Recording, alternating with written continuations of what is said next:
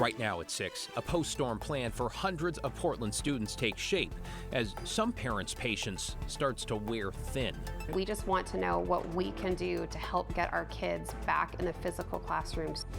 Plus, trending in the right direction. Overall, crime in Portland continues to go down. Where city leaders say they're seeing progress and the biggest hurdles ahead. And it really motivates us to keep on pushing. The local restaurants and chefs listed among the best in the nation.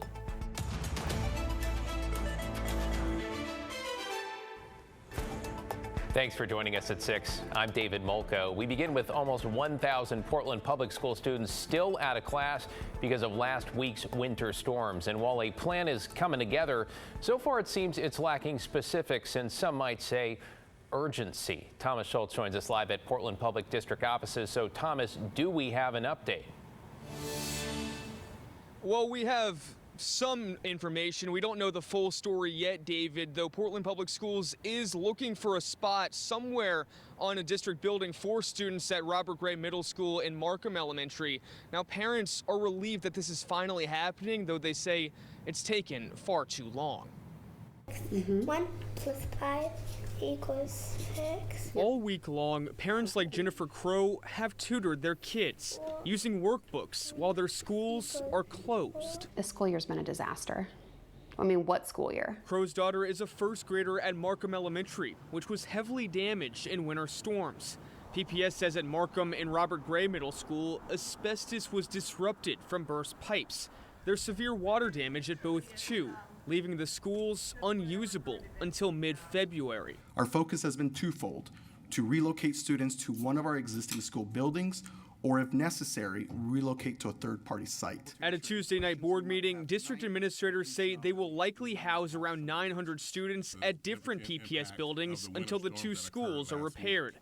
They hope to keep kids close to home, though say they may be forced to split student bodies between buildings, using non-classrooms as classrooms too. We agree with our parents and educators' concern that online learning cannot replace in-person learning. Still, there's no time frame yet when students will stop working online and move to a new building. You know, continuing interruption is really challenging. Rachel Dvorsky has an 8th grade son at Robert Gray Middle School.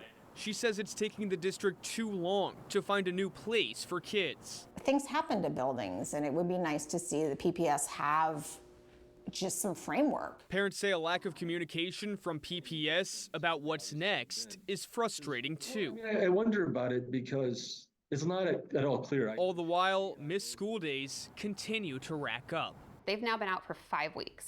And parents hope to keep kids in the district, but wonder what they'll do if more school is missed. She wants to be at Markham, and we want her to be at Markham, but we need her to be educated. It feels like one thing after another this school year. Thomas, let's talk about the timeline now. When will the district have a plan ready to go? Well, at last night's school board meeting, district officials say they hope to give parents more information either today or tomorrow. We haven't heard anything yet today.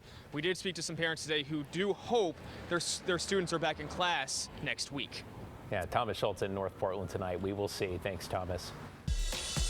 In your headlines, 4 people were hurt in Vancouver this morning when an SUV crashed into the side of a school bus. Police say the bus was turning from 119th Avenue onto Northeast 28th Street when this SUV ran a red light and hit that bus broadside. You see it there, the vehicle caught on fire. A witness grabbing a fire extinguisher to help put it out. 3 of the 4 who were injured were taken to the hospital for evaluation, including a child. It's not clear if that child was inside the SUV or on the bus. Well, the winter storms have come and gone, though downed and weakened trees continue to pose a danger for homeowners. This morning, a crew was working to remove a fallen tree from a home in southwest Portland on Humphrey Boulevard. When that house, you can see, partially collapsed, trapping some of the crew members. Firefighters were able to get them out. The homeowner told KGW that no one was taken to the hospital. Well, tonight, United Airlines says it hopes to return grounded 737 MAX 9s to service as soon as Sunday. This is after the FAA today gave United and Alaska detailed instructions for inspecting the door plugs, clearing a path to return for more than 100 grounded planes. Meanwhile, the Seattle Times reporting today that Boeing mechanics improperly reinstalled the door plug that blew out earlier this month over Portland after it was delivered by the contractor, Kansas-based Spirit Aerosystems. This is all according to an unnamed whistleblower. Boeing's CEO, meanwhile, was on Capitol Hill today meeting with lawmakers and answering questions about MAX 9 jets. When pressed by reporters, CEO Dave Calhoun said this. We fly safe planes. We don't put airplanes in the air that we don't have 100% confidence in. Well, Boeing plans to pause MAX production at its Renton plant tomorrow for what it calls a, quote, quality stand-down day. And TriMet is reviving a plan to close the Skidmore Fountain Max stop to speed up travel times through downtown Portland. The blue and red line stop was considered for closure along with 3 others back in 2018. But TriMet kept it open under the condition that ridership increased and there was new development in that neighborhood. Now it says those conditions have not been met. It plans to hold a public hearing in April, followed by a vote in May. TriMet is also considering replacing overnight service on MAX lines with night buses. You can visit trimet.org/plan for details and to share your comments. Matt? Thanks so much, David. It was a wild afternoon through downtown Portland and Vancouver as this squall line moved on through. You can see the clouds lowering, getting dark, and then we just get slammed with the rainfall and some hail as well as the clouds turn a little bit white. However, it was a fairly narrow band, and after it moved through, we were treated to a rainbow, which was nice, and then the blue sky came in after that. Now, there was another band that came on through following the first one, and this is what's left of that out through Troutdale and down towards Canby and Damascus and Sandy.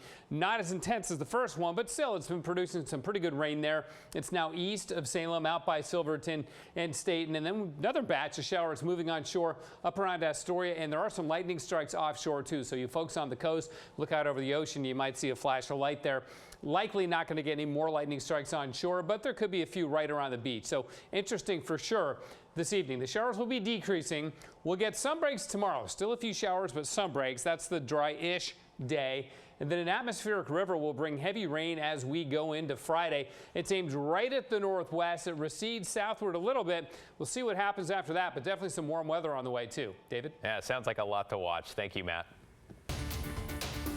New at 6, we're hearing from the father who had quite the scare this week when a thief took off in his car with his young children still inside. Sydney Dorner's in the newsroom with that update. Sydney?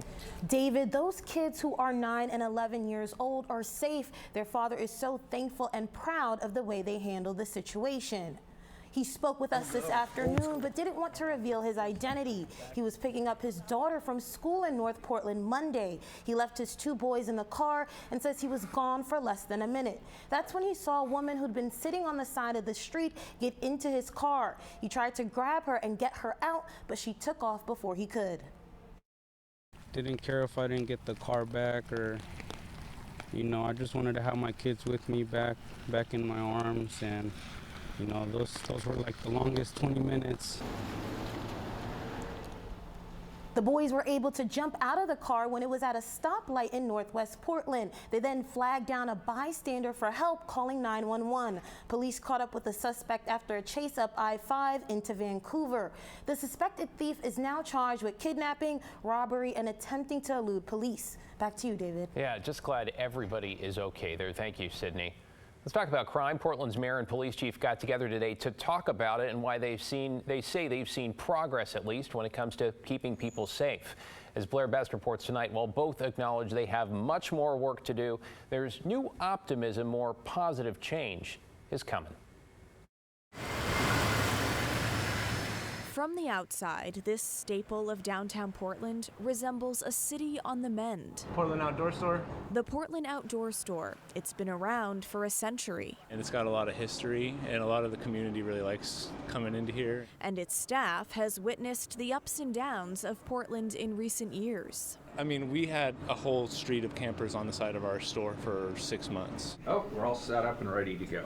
Inside City Hall Wednesday morning. Well, good morning. Portland Mayor Ted Wheeler, alongside Police Chief Bob Day, talk public safety. Overall, crime in Portland continues to go down. Police Bureau data shows homicides dropped 23% from 2022 to 2023. Gun violence has also gone down. There have been 1,023 reported shootings in the past 12 months. That's nearly 300 less than the year before. There's also been a drop in crimes like vandalism and carjacking. And this is not a victory lap. This is not something to celebrate, but it is something to recognize. Chief Day could not say if public drug use violations under Measure 110 are included in this downward trend. It's not something that has been easy to quantify. The fentanyl crisis is no secret. I mean, it's a huge issue, so we're continuing to be challenged by that. We're not sitting here popping champagne corks. We know we've got a lot of work to do. For Mayor Wheeler, that means continuing to remove rundown vehicles from Portland streets, even if people live in them. He's hoping to have 450 removed by the end of the year. We focus on those that are the most dangerous. If there are people living in them, we always provide outreach opportunities. Though his optimism for the city isn't confined to these walls. Others feel it too. I do think that things have been going in a more positive direction down here. I think a lot of what we're feeling is just like a ghost town that's trying to come back, and I do feel like we'll get there in the next few years. You can tell the difference before and now. It's really, really good. A difference that can still be hard to see through the plywood-covered windows and broken glass, leaving what looks like a permanent mark on some of Portland's most iconic places. I hope it's not forever. I hope that they can change and it goes back to a more normal society down here. Portland has rallied, and I'm committed to maintaining this positive momentum for all of these people and the entirety of this community until my last minute in office.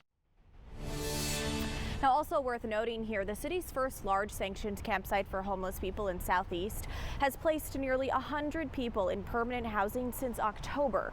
Now, it's no secret homeless people are often involved in the types of crimes outlined here today. And so the mayor believes continuing to get them off the streets will keep pushing Portland forward in more ways than one.